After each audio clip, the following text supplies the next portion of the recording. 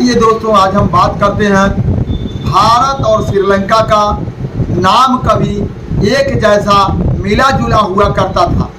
भारत और श्रीलंका का नाम एक जैसे मिला जुला हुआ करता था। तो आज आप लोगों को मैं यह इंडिका बुक के 205वां पेज में जो लिखा हुआ है और हमारे बुक समरी फिशरमैन इंडिया के 65वां अध्याय में, दोस्तों आज आप लोग देख रहे हैं बुक समरी फिशरमैन इंडिया के चैनल के सभी दर्शकों को मेरा सादर प्रणाम, नमस्कार। दोस्तों आज मैं आप लोगों को श्रीलंका और भारत का दोनों का वो रहस्य, दोनों का एक नाम था, इसके बारे में मैं आप लोगों को विस्तार से बताने जा रहा हूं। अभी तक अगर आप लोग मेरे इस चैनल को सब्सक्राइब नहीं किए हैं तो आप लोग इस चैनल को सब्सक्राइब करके बेल आइकन को दबाकर इसको ऑल कर दीजिए, ताकि आपको समय समय पर ये वीडियो पहुंचता रहे। दोस्तों जैसे आपको जानकारी हम पहुंचाने के लिए कोशिश कर रहे हैं, पहुंचा रहे हैं, इसी तरीके से भारत के उन प्राचीन उन दुर्लभ इतिहासों को आप लोगों का भी एक कर्तव्य बनता है कि आप लोग भी अपने सगे संबंधियों तक यह भारत का प्राचीन इतिहास, दुर्लभ विचारों को पहुंचाने का कार्य करें। आइए हम बात करते हैं जो श्रीलंका का नाम कभी शिमिंदु हुआ करता था। श्रीलंका का नाम कभी शिमिंदु हुआ करता था, इसको पूरा नाम पाली शिमिंदु और भारत का नाम पाली भूत हुआ करता था। दोनों नाम एक जैसे हुआ करते थे, दोनों नाम एक जैसे। इसमें संक्षेप शिमिंदु का कहा जाता था शान बैग के अनुसार। शान बैग के अनुसार शायद पाली शब्द शिमिंत का यूनानी शब्दों के अनुसार, यूनानी भाषा के अनुसार ये लिखा गया था, क्योंकि सर्वप्रथम हमारे भारत देश में जो महात्मा बुद्ध का नाम सुन करके यहाँ पर, क्योंकि भारत भूमि हमारी महात्मा बुद्ध की भूमि के नाम से जाना जाता है, और महात्मा बुद्ध की वजह से तमाम देशों के लोगों ने हमारे भारतवर्ष में रिसर्च करने के लिए आया, और जो विदेशी लोगों ने भारत का इतिहास, भारत का साक्ष्य जो लिखा, उसमें कहीं से भी कोई उन लोगों ने घालमेल करने का कार्य नहीं किया। घालमेल कौन किया? भारतीय कुछ लेखक लोगों ने घालमेल किया। तो जो विदेशी लोगों ने जो भारत में आए महात्मा बुद्ध की धरती पर रिसर्च करने के लिए कि दुनिया के कौन सा वो पहला महामानव है जिन्होंने मानवता का पूरी दुनिया को पाठ को पढ़ाया। अब जो पालीभूत और शिमिंदु जो दोनों एक जैसे नाम मिलता है, विचारधाराएं एक जैसे थी और दोनों जगह पर महात्मा बुद्ध के विचारों को माना जाता था। आइए हमारे विचारों में यह कुछ आश्चर्यजनक समानताएं जिनका उल्लेख करना हमें अति आवश्यक है। इसका जो समानताएं हैं, आपसी भेद है, मतभेद है, उसको उल्लेख करना यह बहुत जरूरी है। अब आइए उस समय मौर्य काल में भारत की राजधानी का नाम पालीभूत था और श्रीलंका का नाम पाली शिमंद था। देखा जाए तो दोनों अर्थ समान है, दोनों में पाली शब्द का साझा है। पाली का अर्थ है पलित यानी रचित, यानी यहाँ के लोग एक सुंदर और सुशील और अच्छे विचारों के लोग रहते हैं। पाली का विवरण हमने पीछे दिया है। यह नगर बुद्ध द्वारा अभय दान पाकर पाली गाम हुआ, यानी ये दोनों नगर जो है महात्मा बुद्ध के विचारों के पा करके यह अभय दान हुआ, वहाँ के लोग धन्य हो गए और महात्मा के बुद्ध के विचारों पर उन लोगों ने चलने का कार्य किया। पाली शिमिंद के सिमंद का अर्थ है पवित्र सिद्धांत के अगुआ। जो इसका अर्थ है पवित्र सिद्धांत के अगुआ। पवित्र सिद्धांत के अगुआ कौन था? महात्मा बुद्ध दुनिया का सर्वोच्च विचारक थे। इसीलिए ये दोनों राजधानी का नाम जो है आपको पाली भाषा में दोनों को एक जैसे मिलता है। पवित्र सिद्धांतों के अगुआ। इस प्रकार इन दोनों नगरों का नामकरण भगवान बुद्ध के नाम से ही ओतप्रोत है। यह बात भी ध्यान देने योग्य है कि पाली उस समय की आम भाषा थी तथा जिसमें भगवान बुद्ध ने उपदेश दिए थे। ये दोनों जगह ऐसा है जिसमें भगवान बुद्ध ने उपदेश दिए थे। दोनों देशों के राजा का नाम, दोनों देशों जो श्रीलंका के राजा जो थे और हमारे भारत के जो राजा थे, दोनों देश के राजा के नाम देवनापीय था। दोनों देश के राजा का नाम देवनापी था। इसी कारण जब पहल सम्राट अशोक ने शिलालेखों में मिले तो इतिहासकारों ने यही समझा कि श्रीलंका के राजा ने बुद्ध धर्म के प्रचार हेतु यह शिलालेख लिखवाया है। बाद में जब सम्राट अशोक के बारे में जानकारी मिली तब इतिहासकारों ने अपनी भूल को सुधारी। दोस्तों, ये जो बातें मिलती है हमारे किसी भारतीय ग्रंथ में, ये सब बातें नहीं मिलती है, लेकिन हम और आप एक सौभाग्यशाली है, उनका अभिवादन करना चाहिए जो विदेशी लेखकों ने हमारे भारत के इतिहासों को लिखा और उन लेखकों के अनुसार भारत के इतिहासों को अंग्रेज की जब यहाँ भारत भूमि पर पैर पड़ा तो उन लोगों ने इसका रिसर्च किया और जगह जगह खुदाई करवाया। खुदाई करने के बाद जो प्राचीन इतिहासों में विदेशी लोगों ने लिखा था वह अंग्रेजों का एक साक्ष्य और सबूत मिला।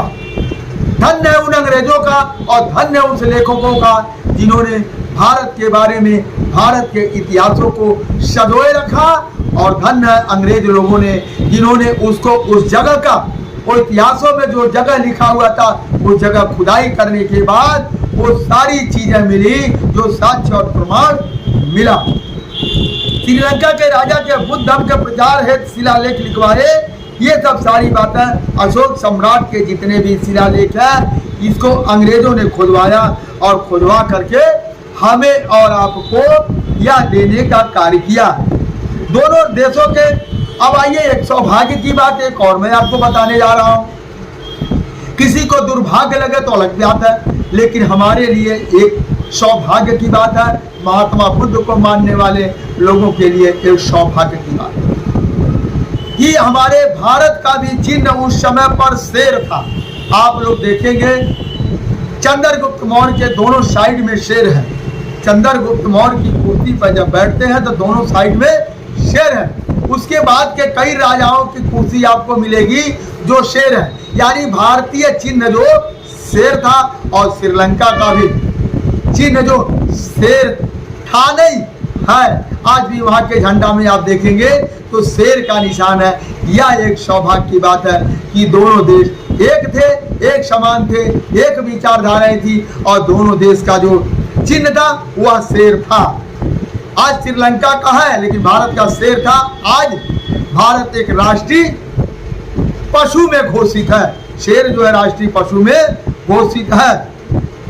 अब ये कुछ भारत देश के कुछ राष्ट्रीय चिन्ह भी है। कुछ बदजात शैतानियों की वजह से कुछ समय के लिए यह सिंहासन विलुप्त हो गया था।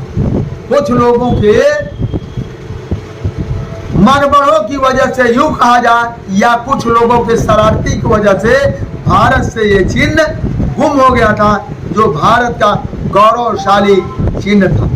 उस समय दोनों देशों ने बुद्ध धर्म को राज धर्म माना था। उस समय जब चंद्रगुप्त मौर्य थे उस समय दोनों देश के राजाओं ने बौद्ध धर्म को एक राज धर्म माना था, यानी राष्ट्रीय धर्म को माना था। सम्राट अशोक के संतान में सम्राट अशोक की लड़की संघमित्रा तथा भंते महेंद्र ने बोध वृक्ष के एक शाखा श्रीलंका में लगाई थी। उन्होंने बोध वृक्ष पेड़ को एक शाखा ले जाकर के श्रीलंका में उन्होंने लगाया था। जब भारत में बज्जात शशांक नाम का ब्राह्मण, दोस्तों ब्राह्मण दो तरीके से होते हैं। एक ब्राह्मण वो होता है जो ब्रह्म का ज्ञानी होता है, वह ब्राह्मण है। लेकिन जो ब्रह्म का ज्ञानी नहीं है, जो अपने आप को उस खानदान में पैदा हुआ, अगर वो ब्राह्मण कहता है तो ब्राह्मण नहीं है। ब्राह्मण कोई जाति नहीं है। ब्राह्मण जो होता है एक विचारक होता है और एक भविष्यवाणी करने वाला होता है, जिसको ब्रह्म का ज्ञान होता है, वो ब्राह्मण होता है। लेकिन एक सातिर ब्राह्मण जिसका नाम शशांक नाम का ब्राह्मण भारतीय राजा ने बौद्ध वृष्टि को नष्ट किया। शशांक नाम का ब्राह्मण जब उसके बाद में भारतीय राजा हुआ, यहाँ का उन्होंने बौद्ध वृक्ष को उन्होंने नष्ट कर दिया, जला दिया, उसे खत्म कर दिया। माता संघमित्रा द्वारा रोपित बौद्ध वृक्ष के शाखा पालीभूत हुए वृक्ष की एक शाखा से फिर से बौद्ध वृक्ष अपने घर वापिस आया। क्या हुआ? जब जला दिए उसके बाद कुछ लोगों ने श्रीलंका से उसी पेड़ की टहनी से, इस पेड़ की टहनी को भारत से ले जाकर श्रीलंका में लगाया गया था। जब यहाँ के शशांक नाम का ब्राह्मण ने उसे नष्ट कर दिया, यानी यहाँ से पीपल का पेड़ खत्म हो गए, उसकी जड़ें खत्म हो गई। जहाँ पर महात्मा बुद्ध को ज्ञान प्राप्त हुआ तो श्रीलंका से ले आकर एक टहनी फिर से दोबारा में वह बोध गया में फिर से लगाया गया और फिर वह बौद्ध वृक्ष अपने घर वापसी आए और फिर से हरा भरा हो गया। धर्म की जड़ सदा ही रहती है। धर्म की जड़, बौद्ध धर्म को कोई दुनिया में मिटा नहीं सकता, उसकी जड़ सदा ही रहेगा, क्योंकि भारत अब बहुत तेजी से बौद्ध धर्म की तरफ बढ़ रहा है। किसी भी सभ्य समाज की पहचान में उपरोक्त चार चीजें का महत्वपूर्ण स्थान है। प्राचीन काल में दोनों देशों में इतनी समानताएं होना मात्र एक संयोग नहीं है। इतिहासकारों का ध्यान इस ओर नहीं गया, यह बहुत दुख की बात है। लिख रहे हैं कि जब दोनों देशों का एक विचारधाराएं थी, लेकिन भारतीय इतिहासकारों का किसी का उधर ध्यान नहीं गया।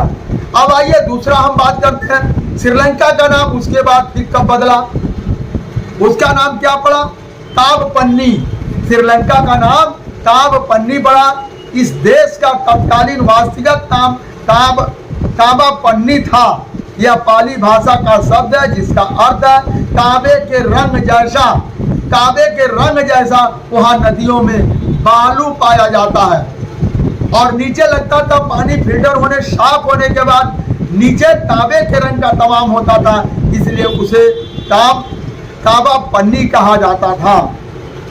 रंग जैसी वाला, यहाँ पर समुद्र के किनारे पर बालू का रंग तांबे जैसा था, अतः किनारे पर पानी के नीचे तल ऐसे लगता था जैसे तांबे का बना है। इसलिए उस देश में जाने वाले पाली भाषी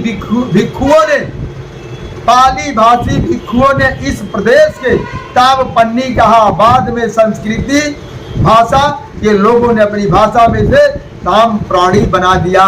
दोस्तों, आज का विचार मेरा यहीं पर समाप्त होता है। हमारा वीडियो अगर आप लोगों को अच्छा लगा हो, इसे लाइक और शेयर कमेंट करिए और लोगों तक पहुंचाइए, शेयर करिए। दोस्तों धन्यवाद, नमस्कार, जय हिंद, जय भारत।